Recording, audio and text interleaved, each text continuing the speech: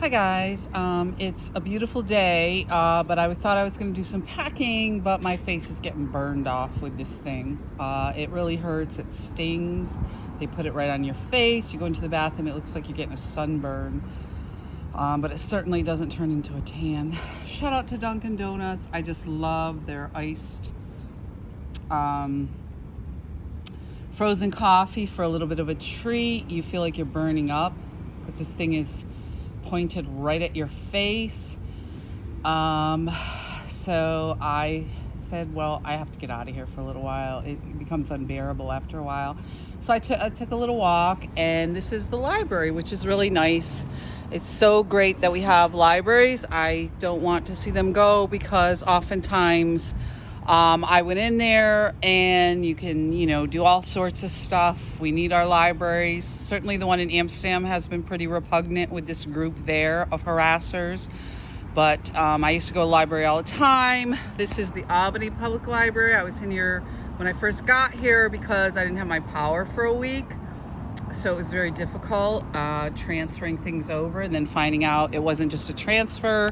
And I think, if you didn't see some of the videos I had, it wasn't just a transfer.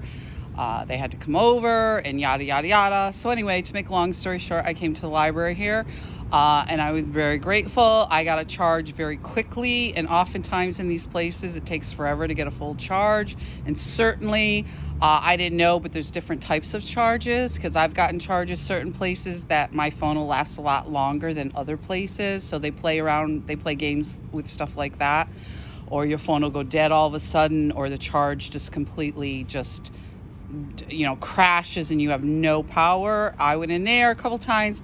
The charge is wonderful. It lasts all day. It lasts the way it's supposed to. So whatever's going on there are, different types of charges at different places, which is interesting. Certainly I never had that problem with my own home, but certainly in these apartments in different places, I noticed the charges are different. Certainly I talked about the refrigerators being shut off at night and other electrical things. So I think it's an ongoing part of, heads up about how people can be scammed. So it's a beautiful day.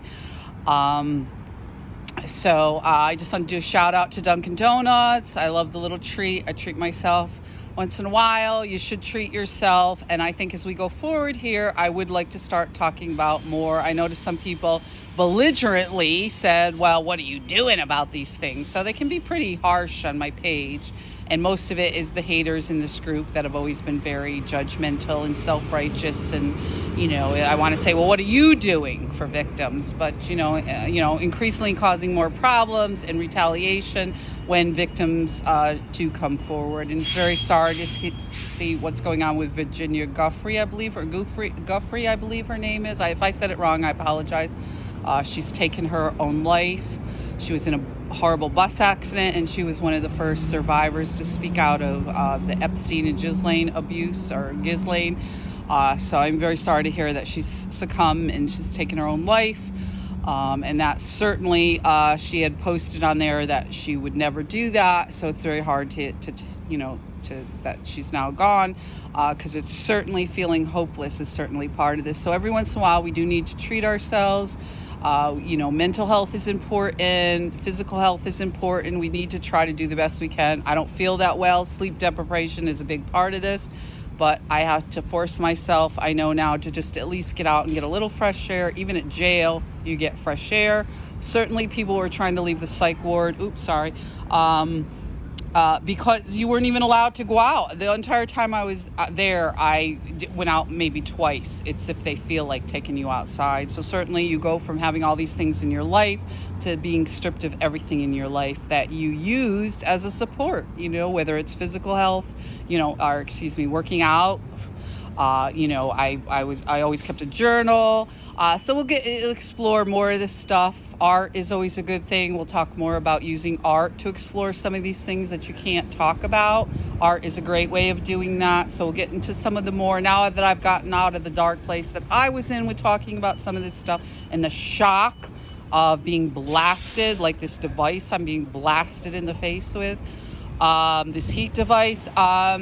You know, I can talk more about the positive things that I used to overcome the childhood abuse. Certainly with domestic violence, I can share some of that. And certainly as we go forward now to make decisions, certainly related to housing and getting a stable place, because that's often a problem with domestic violence victims.